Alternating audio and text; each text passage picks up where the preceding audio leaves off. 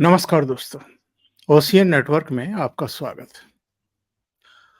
आज बात करेंगे उन तमाम राजनीतिक दलों की कथित इंडी अलायंस की, इनकी राजनीति की, इनके तौर तरीकों की। और जब पटना में, बेंगलुरु में और मुंबई में इनकी बैठकें हुई थी, तो वो एक गाना है ना करण अर्जुन में, ये बंधन तो प्यार का बंधन है। कुछ इस तर्ज पर इन्होंने फोटो खिंचवाए थे और जारी करवाए थे ताकि एक मैसेज भारत के मतदाताओं में दिया जा सके कि भई जो नरेंद्र मोदी से किन्हीं भी कारणों से नाराज हैं या आरएसएस विरोधी हैं, बीजेपी विरोधी हैं और जो विकल्प चाहते हैं, तो हम सब इकट्ठा होकर के विकल्प के रूप में तैयार हैं। तो लाइनें लगा करके अब आप हमें वोट दो और नरेंद्र मोदी को सत्ता से बाहर कर दो। एकमेव इनका जो ध्येय था, जो हेतु था, मुझे लगता है कि वो यही है कि किसी तरीके से नरेंद्र मोदी को हटाया जाए। किन नरेंद्र मोदी को? जो भ्रष्टाचार पर चोट कर रहे हैं, जो विभाजनकारी ताकतों पर भी चोट कर रहे हैं, जो उत्तर और दक्षिण का राग अलापने वाले या तुष्टीकरण की राजनीति करने वालों पर एक तरीके से चोट कर रहे हैं और उनके लिए बहुत बड़ी चुनौती बन करके खड़े हो गए हैं। जिनकी लोकप्रियता कम होने का नाम ही नहीं ले रही है।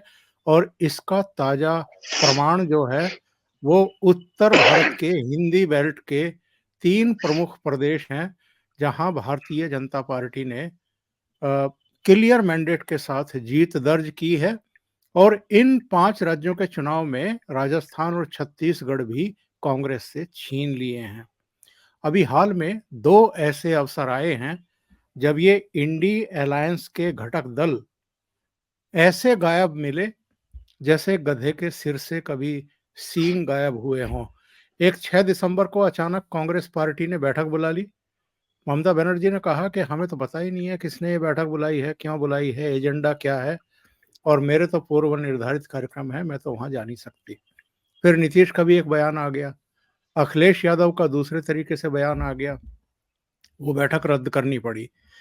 फिर शपथ समारोह हैदराबाद में तेलंगाना के नए चीफ मिनिस्टर का, और उसमें बस सांकेतिक तौर पर 1-2 चेहरे इंडी अलायंस के घटक दलों के देखने को मिले, जो सीनियर नेता हैं, जो 2018 में कुमारस्वामी के शपथ ग्रहण समारोह में दिखाई दिए थे, उनमें से एक भी हैदराबाद में शपथ समारोह में दिखाई नहीं दिया। तो क्या हम ये मान लें कि 2024 का लोकसभा चुनाव तो अभी साढ़े 4-5 महीने दूर है, अभी से इनमें जूतों में दाल बटती हुई दिखाई देने लगी है? जरा सीधे जुड़ते हैं अनुपम मिश्रा जी के साथ में, प्रयागराज से मेरे साथ जुड़ रहे हैं, बहुत बारीक नज़र रखते हैं इन पर, उनसे समझने की कोशिश करते हैं। अनुपम जी, बहुत स्वागत है आपका। नमस्कार। नमस्कार अंकुर। अनुपम जी, ये बताइए, वैसे तो अगर हम इनके बयान देखें, इनकी राजनीति के तौर तरीकों को देखें, तो लगता है कि ऐसे-ऐसे घटक दल इस इंडी अलायंस में भरे पड़े हैं, जो सनातनियों से नफ़रत करते हैं, हद दर्जे की नफ़रत करते हैं। कोई गोमूत्र प्रदेश बताता है, कोई कहता है सनातन का उन्मूलन किया जाना चाहिए। हालाँकि इनके ही नेता आचार्य प्रमोद कृष्णम बार-बार इनको चेता भी रहे हैं कि तब तक तुम हारते रहोगे, जब तक सनातन विरोधी तत्वों को आप शह देते रहोगे या इस तरह के इंडिकेशन देते रहोगे कि आप सनातन का विरोध कर रहे हैं। ये जो इंडी अलायंस की 2 घटनाओं का मैंने अभी ज़िक्र किया है, एक 6 दिसंबर की बैठक जो रद्द करनी पड़ी, जिसको बाद में कह रहे थे कि नहीं-नहीं वो तो अनौपचारिक सी बैठक थी, ऐसे ही बुलाई गई थी। और एक शपथ समारोह, दोनों ही जगहों से इंडी अलायंस के घटक दल और ख़ास तौर से बड़े नेता पूरी तरीके से गायब मिले। क्या संकेत हैं ये? देखें ओंकार जी, मैं शुरुआत करूंगा रामचंद्र गुहा का। कल एक मैं इंटरव्यू देख रहा था। रामचंद्र गुहा, जैसा कि हम लोग आपने देखा होगा कि अक्सर इनको मजाक में या तंजिया लहजे में इतिहास का नहीं, गांधी परिवार का इतिहास कहा जाता है। और इनको एक तरह से एक पारिवारिक सदस्य मान लें आप गांधी परिवार का। और कल उनका मैं इंटरव्यू देख रहा था और बड़ी हैरानी से मैं की बात है कि जैसे वो बोल रहे थे, वो कह रहे थे कि साहब, राहुल गांधी के पास नरेंद्र मोदी को गाली देने के सिवा ना कोई विजन है, ना कोई एजेंडा है, और ना कोई ऑल्टरनेटिव मॉडल है। उन्होंने कहा जनता आप पे किस बात पे यकीन करे। और एक बात जो मैं लगातार कहता रहा हूं, लिखता रहा हूं, ट्वीट करता रहा हूं, कि हर चुनाव में एक नई गाली आप ढूंढ के लाते हैं। वो गाली आपको और नीचे ले जाती है। आपको समझ में आना चाहिए कि आपकी गालियां काम नहीं कर रही हैं। बहुत ज्यादा होता है तो आप कोर्ट पे जाके, सुप्रीम कोर्ट में जाके माफी मांग लेते हैं, बाहर निकल के फिर गाली गलौज शुरू। सिर्फ इतना ही नहीं, आपको देख के आपके तमाम प्रवक्ता सारी मर्यादा की सीमाएं लांघते हैं, बड़ी बड़ी बातें करते हैं। और जो शख्स जितनी गाली देता है, अगर आप अभी तेलंगाना में हुए शपथ ग्रहण समारोह का वीडियो देखें ओंकार जी, तो मैं नाम नहीं लेना चाहता, पर आपको गांधी परिवार के जो सबसे करीब बैठे, बीच में बैठे लोग नजर आएंगे। उनका क्लेम टू फेम, जैसे अंग्रेजी में कहते हैं, कि उनके प्रसिद्ध होने की इकलौती वजह यह है, वो कोई चुनाव नहीं जीते, वो कभी कॉरपोरेटर का चुनाव नहीं जीते, उनकी कोई रणनीति नहीं समझ में आई, उन्होंने कभी कोई कोई योगदान नहीं दिया सिवाय इसके कि वो सोशल मीडिया पर गालियां देने के लिए मशहूर है। तो साहब, जब आप पार्टी का शीर्ष नेतृत्व चोर वगैरह, पनौती वगैरह, खून का सौदागर जैसी बातें करेगा, तो उसके बाद जो निचले दर्जे के लोग हैं वो उससे क्यों लेते हैं, और वो और ज्यादा बदजुबान हो जाते हैं। उसमें आपने आपने सुप्रिया श्रीनेत्र को देखा, आपने मणिशंकर अय्यर को देखा, और अभी हाल में आपने कन्हैया कुमार को देखा। और इसको मोटी सी, अब देखिए, जैसे यही देख लें आप, जो वीडियो आप चला रहे हैं ओमकार जी, ये जी, वीडियो जी। अपने आप में इस बात का सबूत है कि कांग्रेस पार्टी, एक जमाने में वो देवराज बरुआ ने एक नारा दिया था, इंडिया जिंद्रा इंदिरा इंडिया। तो गांधी परिवार, इंडिया हो या ना हो, पर गांधी परिवार कांग्रेस जरूर है। इससे जो कोई भी जिसको जरा सा भी डाउट है, कल का वीडियो देख ले। अब आप देखें, वहीं पे मल्लिकार्जुन खड़गे खड़े हैं, राष्ट्रीय अध्यक्ष वो हैं, रेवंत रेड्डी आते हैं और मल्लिकार्जुन खड़गे के बगल से निकल जाते हैं अपनी पत्नी को लेकर, और जाके सोनिया जी के पैरों में गिर जाते हैं। अब मेरा कहना है कि साहब, देखिए नहीं, देखिए देखिए, भारतीय सभ्यता में चरण स्पर्श करना, सम्मान देना हमारे संस्कारों का एक हिस्सा रहा है उनका जी। लेकिन सम्मान दो तरह से दिया जाता है, एक तो पद से दिया जाता है, और दूसरे जिसे कहना चाहिए उम्र से दिया जाता है। तो पद में वो कांग्रेस के अध्यक्ष हैं जिनको आपने सिरे से नजरअंदाज किया, और उम्र में भी वो सोनिया जी से बड़े हैं, मल्लिकार्जुन खड़गे। तो आप उन्हें सही। क्रॉस करके जाके सोनिया अम्मा के पैरों में गिर जाते हैं। और आपने अक्सर देखा होगा कि आजकल भारतीय जनता पार्टी के सांसद, विधायक, मंत्रियों ने एक नई चीज शुरू की, और शपथ ग्रहण से पहले भारत माता की जय के नारे लगाते हैं। तो रेवंत रेड्डी ने अपना अपना अपनी शुरुआत सोनिया अम्मा की जैसे की। और मजेदार बात यह है कि भक्त फिर भी भाजपाई हैं। मतलब आप सोनिया अम्मा के पैरों पे गिर जा रहे हैं, आप अपने शपथ ग्रहण की, अपने भाषण की शुरुआत सोनिया अम्मा की जैसे कर रहे हैं, आप अपने राष्ट्रीय अध्यक्ष को, जो कि उम्र और पद दोनों में सोनिया अम्मा से बड़ा और वही खड़ा है, तो उसको आप इग्नोर कर रहे हैं। और भक्त आप फिर भी नहीं, आप तो बहुत रैशनल लोग हैं, आप तो बड़े लिबरल लोग। एक तो ये, तो ऐसे में जब गांधी परिवार से कोई क्यों निकलता है, कोई इशारा निकलता है, तो कांग्रेसियों के लिए वो देववाणी हो जाती है। उनको लगता है कि आकाशवाणी हो रही है और सबको इसे फॉलो करना है। अगर राहुल जी, अगर सोनिया जी मौत का सौदागर कह रही हैं, तो फिर मणिशंकर अय्यर को लगता है सब हमको चाय वाला और नीच तो बनता ही बनता है। अगर बिल्कुल। राहुल जी चौकीदार को चोर कह रहे हैं, तो बाकी लोगों को लगता है हमारा भी कुछ फर्ज है। अगर राहुल जी पनौती कह रहे हैं तो बाकी लोगों को लगता है साहब राहुल जी ने तो पनौती कह के ये सेट द बॉल रोलिंग, अब आगे तो हमको ले जाना है, गोल तो हमें करना है। तो फिर वो और गंदी बदजुबानी पे उतर आते हैं। तो पहली बात ये कि गांधी परिवार, जो मैं बात कर रहा था कि रामचंद्र गुहा की, वो कह रहे थे राहुल गांधी के पास कोई विजन नहीं है और उनका कोई ऑल्टरनेटिव मॉडल नहीं है कि देखो साहब मोदी सरकार ये कर रही है, हम ये करके दिखाएंगे। तो वो ले दे के उनका वन पॉइंट एजेंडा है कि मोदी को गाली दो और उम्मीद करो कि हम एक दिन सत्ता में आ जाएंगे।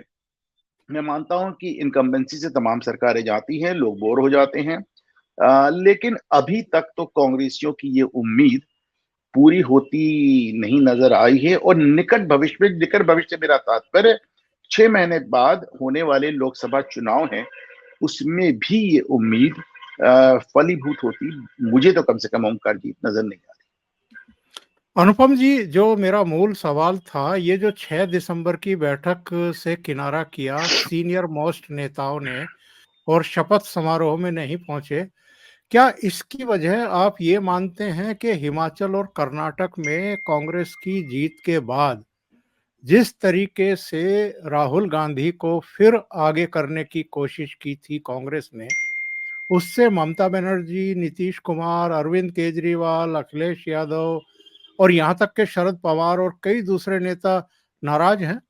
उनको लग रहा है कि जब तक सूरत की कोर्ट ने जो इनको 2 साल की सजा सुनाई थी, सुप्रीम कोर्ट ने जब तक उसको स्टे नहीं किया था, तब तक तो कांग्रेस कह रही थी कि हमें प्रधानमंत्री पद भी नहीं चाहिए, हमें संयोजक पद भी नहीं चाहिए, बस हम तो नरेंद्र मोदी को हटाना चाहते हैं, लोकतंत्र को बचाना चाहते हैं, धर्मनिरपेक्षता को बचाना चाहते हैं।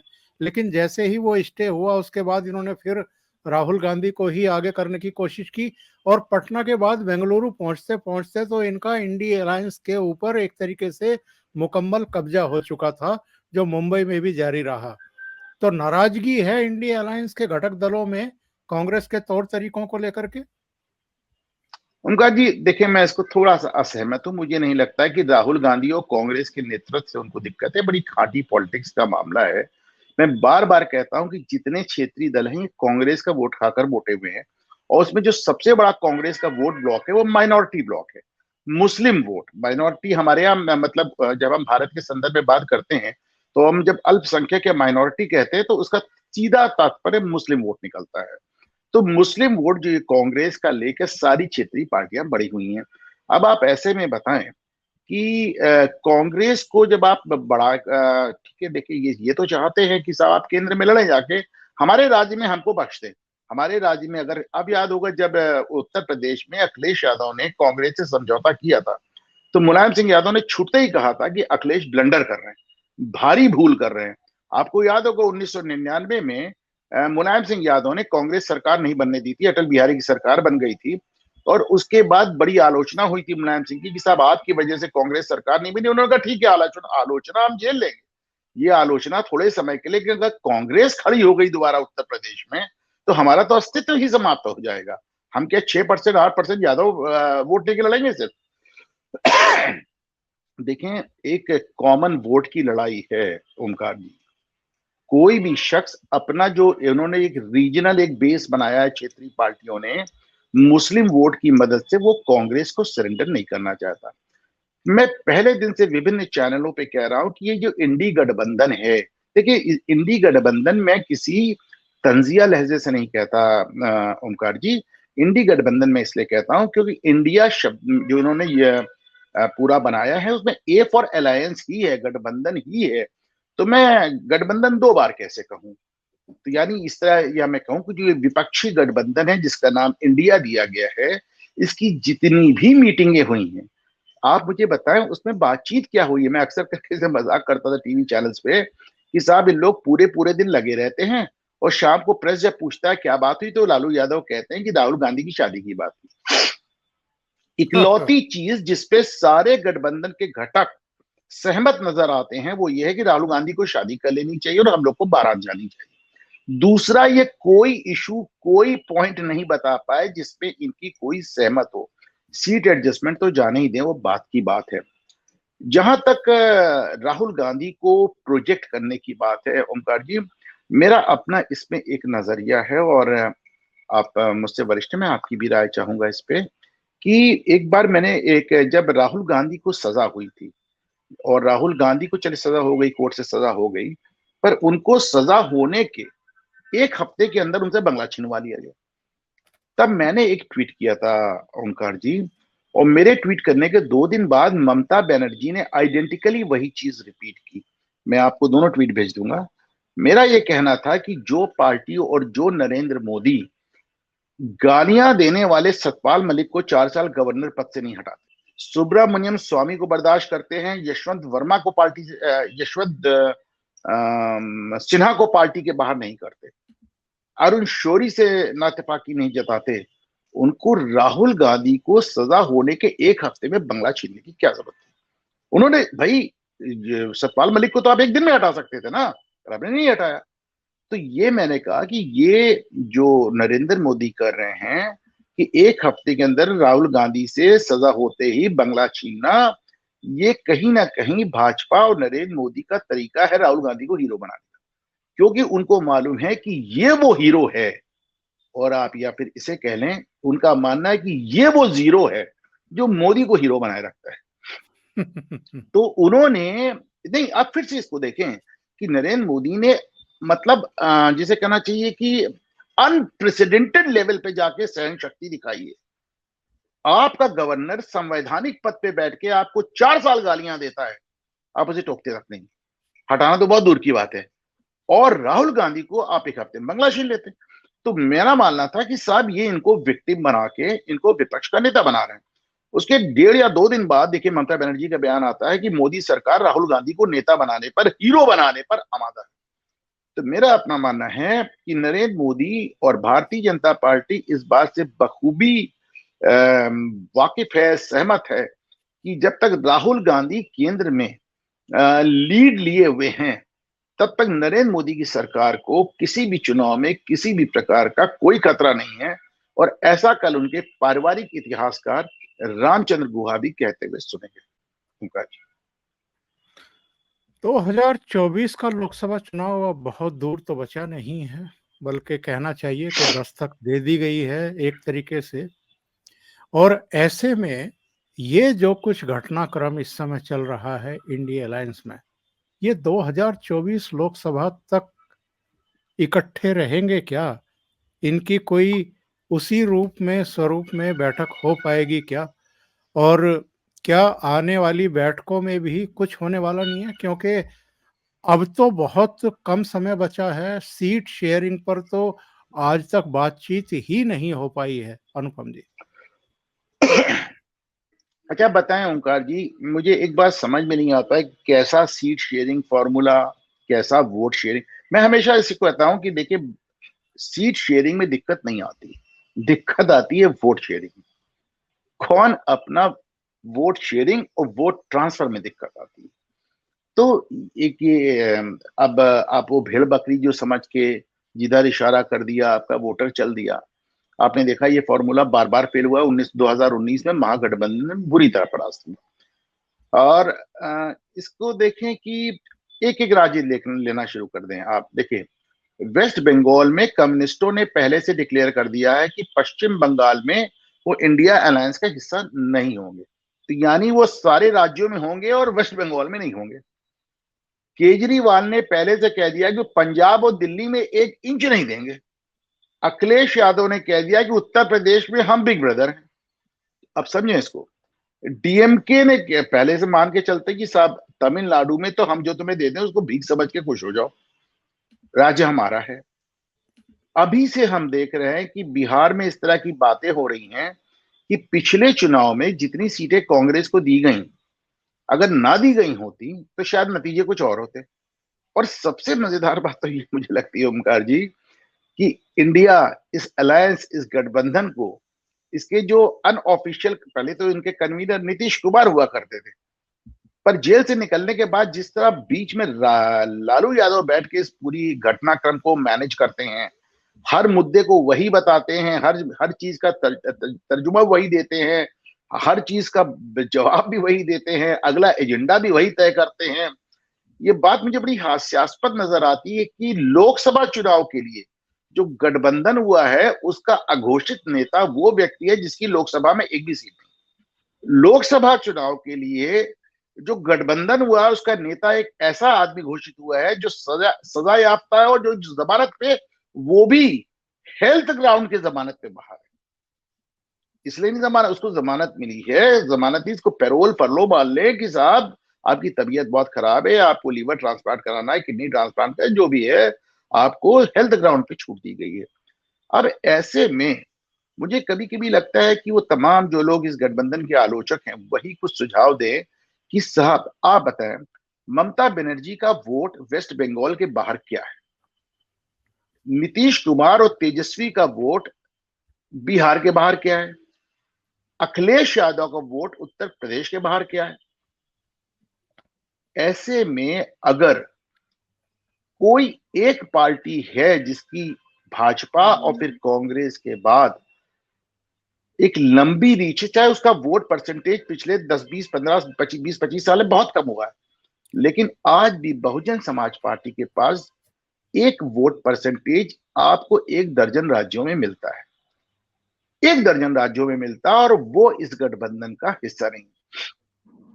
मैं आज जब से ये गठबंधन बना है उसके पहले से कह रहा हूं कि 2024 में नरेंद्र मोदी सरकार को तीसरी बार वापस आने के लिए एक पैन इंडिया अखिल भारतीय विपक्षी गठबंधन बनेगा जिसमें कांग्रेस और बसपा रहेंगी।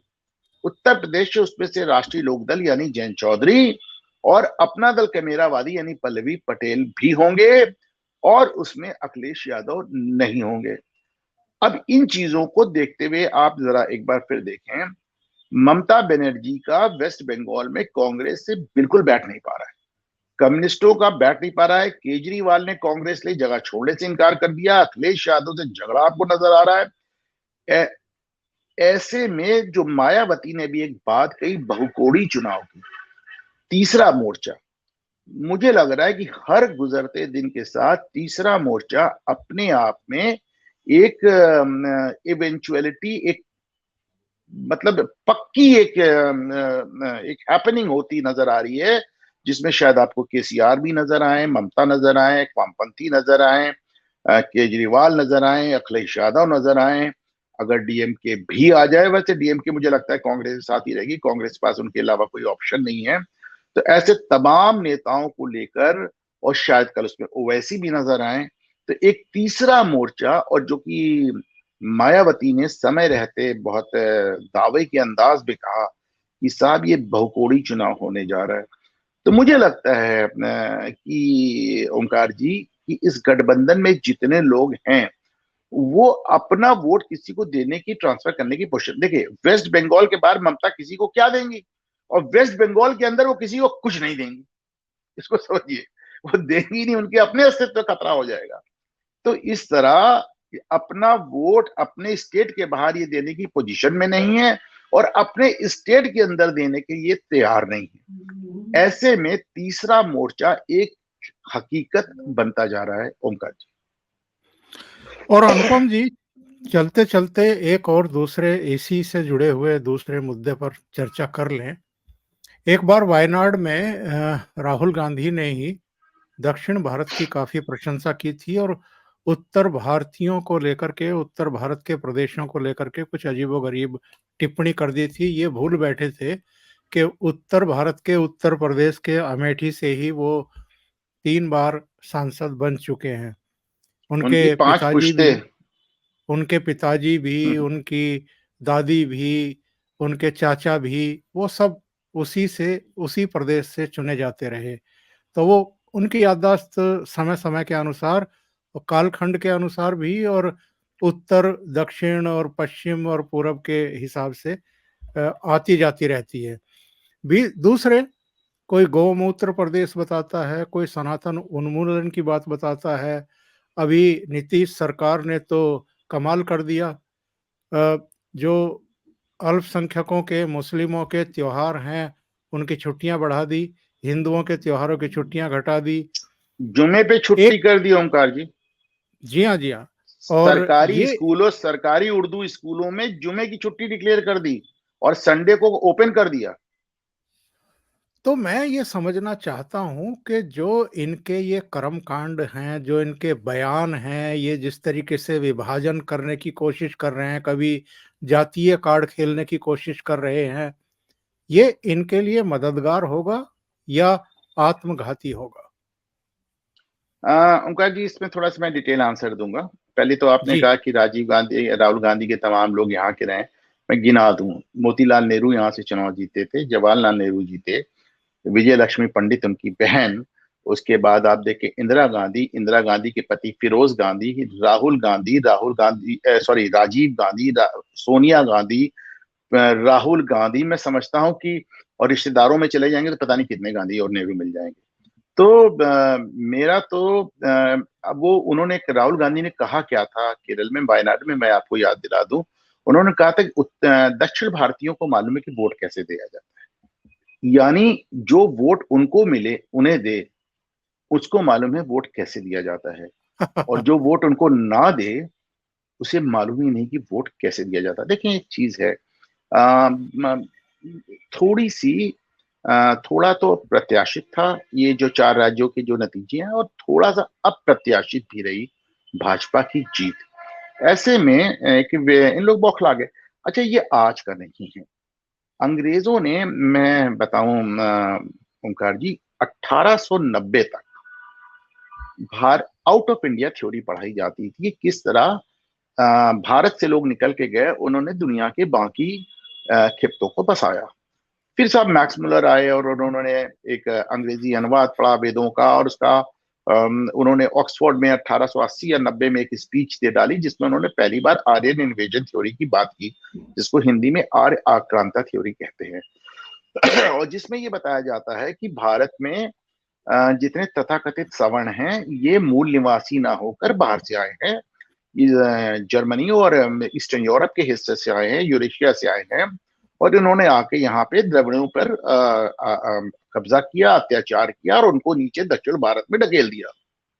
और मैं दावे से कह रहा हूँ, मतलब ओंकार जी, इतने लंबे समय में मेरी पत्रकारिता में कोई बहुत बड़ी नहीं है, लेकिन उसमें एक मुझे संतोष है, मैं तथ्यात्मक रूप से कभी गलत साबित नहीं हुआ, ना लिखने में ना बोलने में। और मेरा दावा है कि आर्यन इन्वेजन थ्योरी के पक्ष में, बिना किसी सबूत के, बिना एन आइटा ऑफ एविडेंस, एक रेशे सबूत के बगैर हम इसको 125 साल से पढ़ते चले।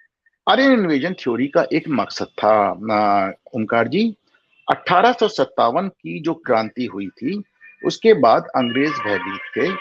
उनको ये भी नजर आया था ओंकार जी कि 1857 की जो क्रांति है, वो ज्यादातर करके उत्तर भारत में सीमित है, दक्षिण भारत उससे थोड़ा थोड़ा अछूता है। इसका लाभ उठाते हुए उसने उसको उत्तर और दक्षिण में बांटने के प्रयास किया, जिससे उनको समझ में आया कि साहब हम ज्यादा सेफ फील करेंगे। हमको नहीं भूलना चाहिए कि at the height of the British power, जब ब्रिटिश सत्ता हिंदुस्तान में अपने चरम पे थी, उस समय भी पूरे ब्रिटिशर्स इंडिया में, जब हिंदुस्तान की पॉपुलेशन 40 करोड़ थी, उस समय अंग्रेजों की कुल जनसंख्या भारत में 90 से 95 हजार थी। 90 से 95 हजार फिरंग गोरे, उसमें उनकी पत्नियां, उनके बच्चे और उनकी आयाएं भी शामिल थी। तो आप सोचिए कि मुट्ठी भर लोगों को अगर 40 करोड़ लोगों पे राज करना था, तो वो उन्होंने दो तरीके निकाले। एक तो इस देश को एक विभिन्न लाइनों में बांटा, और दूसरे हमारे बीच से जिसे मैं कहता हूं गोरा साहब ने कालों पे शासन करने के लिए भूरा साहब बनाए। वो भूरा साहब जो उनकी हाँ में हाँ मिलाते थे। तो आप देखिए, उन्होंने आर्यन इन्वेजन थ्योरी लाके इसको नॉर्थ और साउथ, उत्तर और दक्षिण में बांट दिया, और उसके बाद एक ऐसा जहर बोया जो अभी तक आपको चलता हुआ नजर आता है द्रविड़ के नाम पे।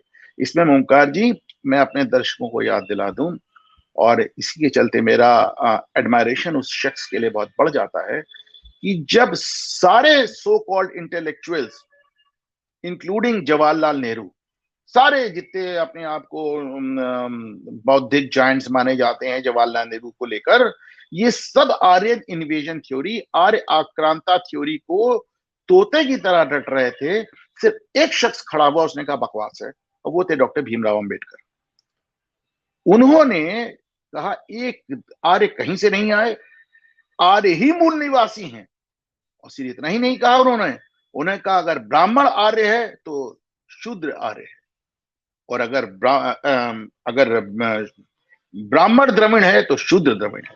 उन्होंने कहा आर्य द्रविड़ में कोई फर्क नहीं है, आर्यन इन्वेजन थ्योरी बकवास है, हम सब यहाँ के मूल निवासी। इकलौता इंटेलेक्चुअल था जिसने इस बात को जबरदस्त तरीके से कहा और इस पे किताब लिखी, और इसको मैंने बहुत डिटेल में इसके बारे में लिखा है, इनको कोट किया है। तो उसी चीज के ये जो उसी एक थ्योरी को लोग आज की तारीख में, अब इनको कुछ समझ में नहीं आया, तो ये बेसिकली जिस चीज से हमारा ये आज का प्रोग्राम शुरू हुआ था ओमकार जी, ये गाली देने का एक दूसरा अंदाज है। ये अंग्रेजी में गाली दी जा रही है। यहां बताया जा रहा है कि दक्षिण के राज्य ज्यादा सफल हैं, ज्यादा संपन्न हैं, उत्तर के राज्य गौमूत्र प्रदेश ये जाहिल हैं। क्यों जाहिल है? क्योंकि इन्होंने भाजपा को वोट दिया। गौमूत्र प्रदेश कहने वालों को बता दूं कि अभी से मुश्किल से 15-20 दिन बाद वहां पोंगल आने वाला है और वहां गायों की पूजा होगी। जिस तमिलनाडु से निकाल के बता रहे हैं वो हमको गौमूत्र प्रदेश, अभी आज से 20 दिन बाद वहां पोंगल पे गायों की ही पूजा होनी है। जो ये इकोनॉमिक क्राइटेरिया बता रहे, कल मैंने इसको ट्वीट भी किया है ओंकार जी, और मैंने इसको राजीव सरदेसाई को जवाब दिया। मैंने कहा कि साहब नवंबर पिछले महीने का जीएसटी कलेक्शन मान लेते, जीएसटी ही मैटर करता है। जीएसटी बताता है कि देश की अर्थव्यवस्था में आपका क्या योगदान है, बाकी सब तो आप खा पी गए ना। आपने जीएसटी क्या दिया वो आपका देश की अर्थव्यवस्था में योगदान है। अब आप सुन लें, देश नवंबर पिछले महीने जीएसटी कलेक्शन के लिहाज से महाराष्ट्र और गुजरात ने 36,400 करोड़ का जीएसटी दिया, और तमिलनाडु, कर्नाटक, केरल, तेलंगाना और आंध्र प्रदेश ने मिलकर 33,800 दिए। तो ये तो अपने दिमाग से निकाल दे, केवल 2 राज्य आपके पूरे दक्षिण भारत में उसमें भारी है। फिर जब आप लिटरेसी वगैरह की बात करते हैं तो 100% लिटरेसी वाला केरल लगातार आईएएस में रिक्रूट्स भेज रहा है, कैंडिडेट भेज रहा है। कैसी लिटरेसी, कहां की लिटरेसी? जहां से मतलब आप 100% लिटरेसी देने के बाद आपके यहां से आईएएस की भर्ती लगातार होती जा रही है। आप ही के यहां से आतंकी में मॉड्यूल्स निकल रहे हैं। जरा सी आपके ऊपर आपकी अर्थव्यवस्था देश में सबसे बदतर है। आपके यहाँ जरा सी बाढ़ आ जाती है तो आप अरब देशों तक में मुल्कों में भीख मांगने चले जाते हैं। एक बार मैंने लिखा था वो केरल में बाढ़ आई थी तो उत्तर प्रदेश और बिहार जैसे राज्य उनको मदद दे रहे थे जो सालाना बाढ़ झेलते हैं। आपके पास एक बार बाढ़ आ गई, आपने उसको अरब देश तक से भीख मांग डाली। तो ये सब बातें कहने की है, इनमें कोई दम नहीं है। और ऐसा नहीं कि सब लोग कह रहे हैं, इसको देखे, और सोशल मीडिया मतलब 0.1% से भी कम का मामला है ओमकार जी। और कुछ लोग कह रहे हैं, और सोशल मीडिया पे भी तमाम देखे दक्षिण भारतीय लोग कह रहे हैं क्या बकवास है, बंद करें इस तरह की बदजुबानी, इसका कोई मतलब नहीं। ये एक झल्लाहट है, एक वक्ती दौर है, 2-4 दिन में निकल जाएगा ओमकार जी। और वैसे भी ये कहना कि दक्षिण भारत भाजपा को वोट नहीं करता गलत है। कर्नाटक ने बार बार भाजपा को वोट किया, हमने देखा।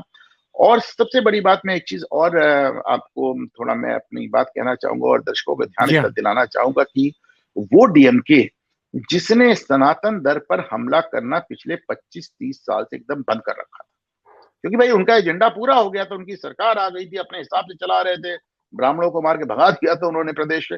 तो ऐसे में वो जाति और धर्म पे बोला उन्होंने 25-30 साल, सनातन के बारे में तो 25 साल से बोल ही नहीं रहे थे।